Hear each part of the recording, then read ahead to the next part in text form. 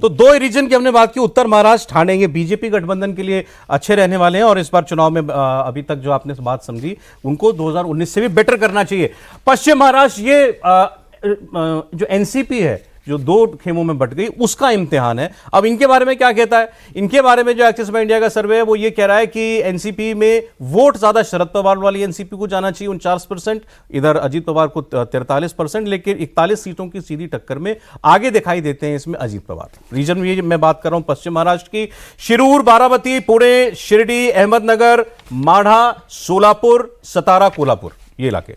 जी sir, वहाँ पर एक तो शरद पवार को घेरे रखा महायुति ने शरद पवार को बारामती तक, क्योंकि अजीत पवार वहाँ से लड़े और वो लड़ाई बारामती की सिर्फ अजीत पवार और योगेंद्र पवार की नहीं, वो लड़ाई शरद पवार वर्सेस अजीत पवार की लड़ाई है। तो शरद पवार ज़्यादा, हम देखते कि पश्चिम महाराष्ट्र उनका एक वक्त में बहुत बड़ा गढ़ होता था, लेकिन उनको वहाँ पर बांधे रखा है।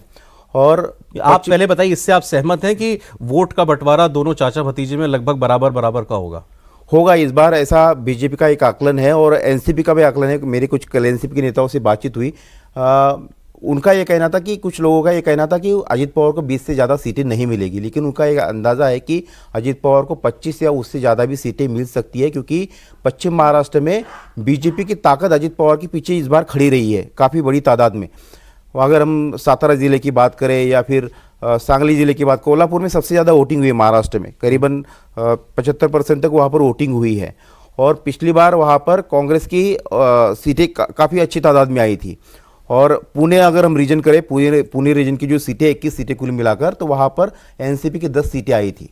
तो उस इलाके में बीजेपी की 8 सीटें आई थी वहाँ पर और एनसीपी की 10 सीटें आई थी।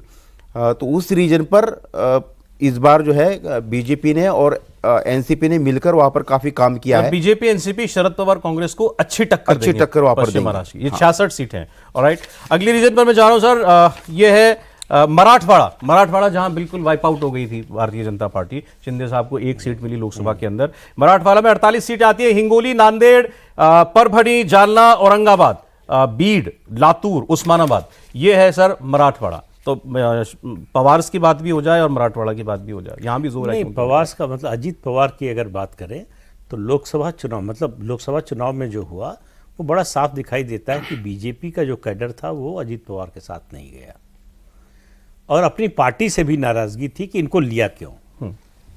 ऐसा लगता है, अगर ये आंकड़े सही निकलते हैं तो इसका मतलब है वो नाराजगी दूर हो गई है। सबके मन में ये बात ये आई कि अगर सरकार लौटेगी तो बाकी झगड़े बाद में निपटाते रहेंगे। अभी जो प्राथमिकता है, जो उद्देश्य है कि वो महायुति की सरकार फिर से बने और उसके लिए तीनों पार्टियों के बीच में कोऑर्डिनेशन जरूरी है, वोट ट्रांसफर जरूरी है।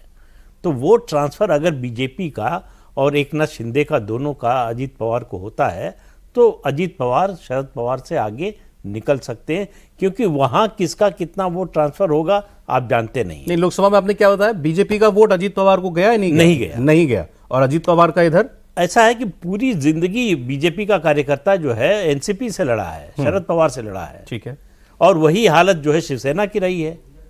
तो इसलिए जो है मुझे लगता है कि बीजेपी और एकनाथ शिंदे दोनों पार्टियों का वोट जो है वो अजीत पवार को ट्रांसफर नहीं हुआ जैसा होना चाहिए। शरद पवार अजीत पवार की डायरेक्ट लड़ाई में आप ये मानने के लिए मान सकते हैं कि पॉसिबिलिटी है कि अजीत पवार को ज्यादा सीटें आ जाएं?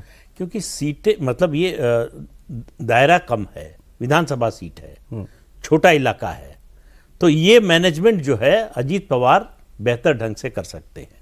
जो संगठन का काम किया है, जिन लोगों को ओबलाइज किया है, उनके ओबलाइज किए हुए लोगों की संख्या बहुत है।